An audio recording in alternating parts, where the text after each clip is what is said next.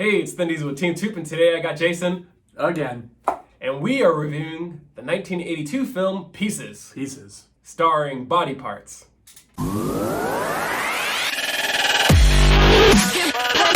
Alright, Pieces, I'm excited to say, was as fun as I thought it would be. It involves a serial killer who basically chops up bits of women and is piecing together a person. Yes. Why is he doing this? Well, as a child, he was putting together a nudie puzzle and his mom beat him. Mm-hmm. In return, he picked up an axe and chopped her to bits. Pieces, if you will. Good one. Yeah. There's not a whole lot to this film. It's a fun slasher. It's nothing too serious, so you don't have to really think about it too much. Nope. Is Willard the Greenskeeper the killer? No, not him. Is the Dean the killer? Probably.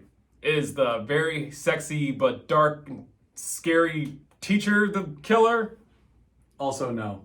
Some of the best parts about this film involve our main protagonist, Kendall, the local playboy, Yes. who basically Beds various women throughout the movie, including tennis star / detective.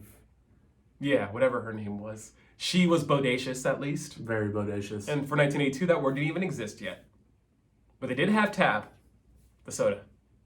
And if you're under the age of 25 or 30, you probably don't know what Tab is. No. You see that soda? It's for old people. Mm-hmm. Tab is delicious. We have some spoilers coming in. We have to because it's amazing and we want to talk about it. Yes. It's the end of the film. Mm-hmm. Dean was the killer. And they stopped him. But, Jason, just let them know what happened.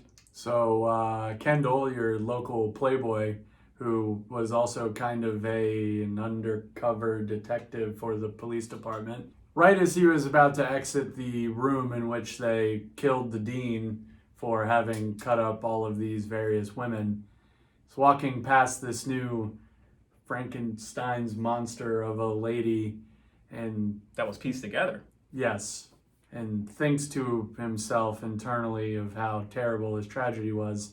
Right before he exits the room, the monster reaches out with a claw-like hand and goes right through his 1980s denim and rips his dick off.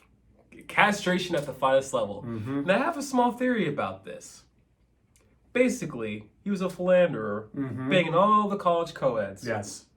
And while they were being pieced together, they had a conversation via gene DNA sequencing or whatever happens in the Frankenstein world. Sure. And they decided if we ever come across this Kendall fucker, this fuckboy, if you will, this fuckboy, if you will, we're going to rip his dick off. I can And his see it. balls, too. Through his see denim pants. That suave, sophisticated, chlamydia-giving motherfucker. Mm-hmm. And they did it. So kudos to you, dead women who are in pieces. You got your man. Justice was served. For my money, I'm going to give the movie a solid B for B horror movie film. I guess I'm gonna actually give it a little bit more praise. Gonna give it an A, but for one gigantic reason.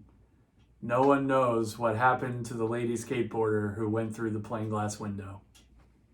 And that's the kind of cliffhanger I want out of these movies. Why you should watch this film. If you love B horror slashers, this movie's perfect for you. And there's random karate in the middle of it, and who doesn't love that? Also, there were some really neat kills, and the whole pieces and puzzling together a woman was kind of a fun adventure for a horror movie lover. Mm-hmm. Why you shouldn't watch this film. If you don't like seeing women hacked to pieces, this is not for you.